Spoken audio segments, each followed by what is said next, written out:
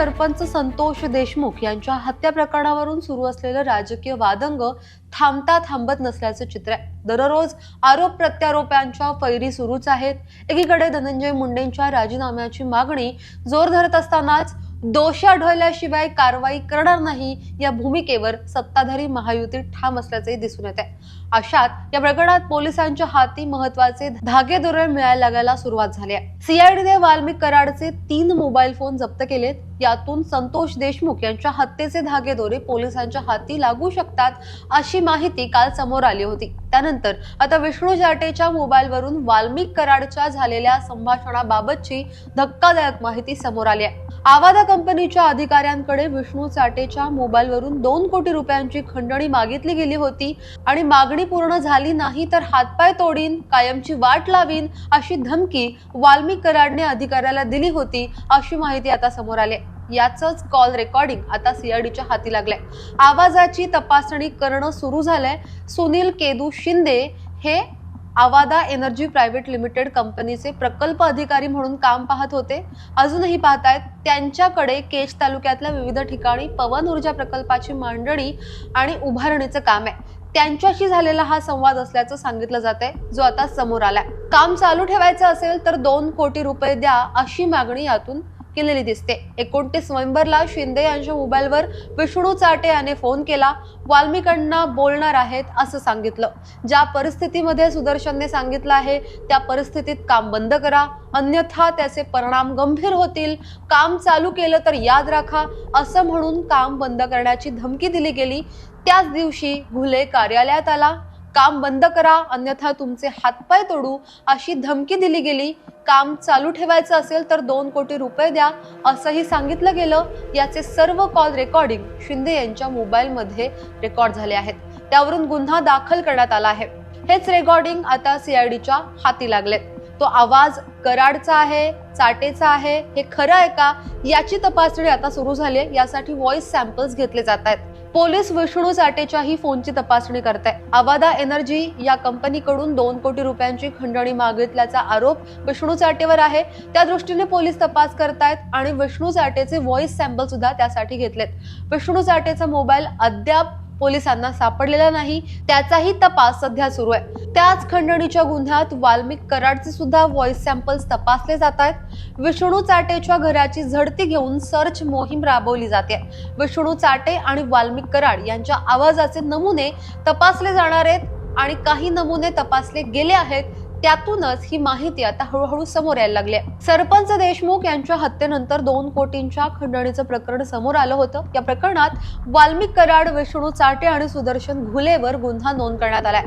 कराडचे आवादा कंपनीच्या अधिकाऱ्यांसोबत विष्णू जाटे याने स्वतःच्या मोबाईलवरून बोलणं करून दिलं होतं। जाटेचा मोबाईल अद्यापही सीआयडीला मिळालेला नसला तर कराडने आपले 3 मोबाईल मात्र सीबीआयकडे सोपवलेत। मोबाईल जप्त करण्यात आले असून या 3 मोबाईलची फॉरेन्सिक तपासणी केली जाणार आहे। मोबाईलवरील संवाद, आवाज कराड याचाच आहे का याची पडताळणी केली जाणार आहे, ज्याची सुरुवात आता झालेली आहे। काही अंशी ही पडताळणी पूर्णही झाली आहे। कराड हा 31 डिसेंबर 2024 ला पुण्यात शरण आला।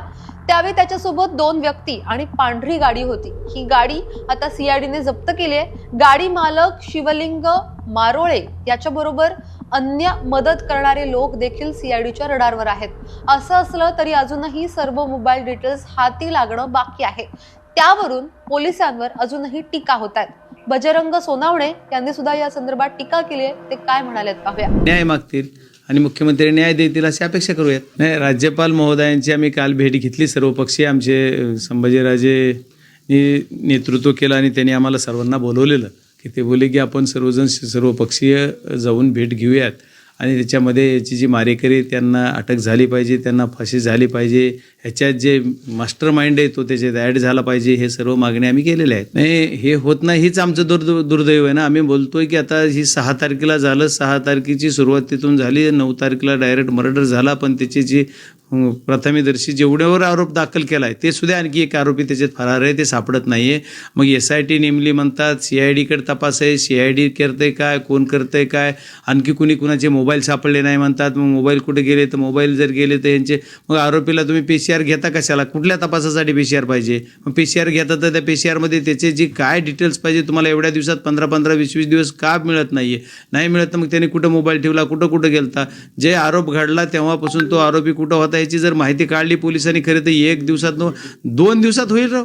नाहीच झालं तर मग आरोपी जर ह्यांना खरंच सांगत नसले तर द्या जनतेकडे, जनता काढीन आता त्यांच्याकडून हुडून. नाही आता त्यांचा तो अंतर्गत विषय आहे की त्यांची बैठक काय झाली आणि कशासाठी झाली, ते का भेटले, ह्याच्यावर मी कसं भाष्य करून मला कसं माहीत असेल. त्याच्यामुळं मला काही त्याच्यातली माहिती नाही. ज्यावेळेस मला कोणी सांगेल अजितदादा किंवा धनंजय मुंडे साहेब की आमच्या बैठकीत असं झालं, त्यावेळेस मी तुम्हाला सांगतो. तुमची भूमिका नाही, माझी भूमिका एकच आहे की मारेकऱ्याला फाशी झाली पाहिजे आणि याचा मास्टर माइंड याच्यात येऊन सर्वांना शिक्षा झाली पाहिजे. दरम्यान कोठडीत कराडची तब्येत बिघडल्याची अपडेट समोर आली आहे.